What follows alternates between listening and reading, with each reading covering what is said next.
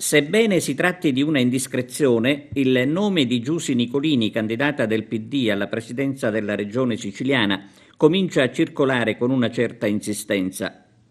Molti parlano del sindaco di Lampedusa come una persona assolutamente capace di sostituire Rosario Crocetta. È chiaro che i candidati alla poltrona attualmente occupata proprio da Rosario Crocetta saranno diversi anche nel centro-sinistra.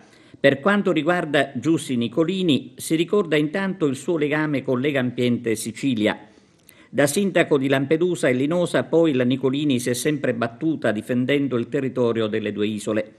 Naturalmente la sua fama è ulteriormente cresciuta da sindaco di Lampedusa grazie al modo con il quale affronta i problemi legati all'immigrazione e all'accoglienza.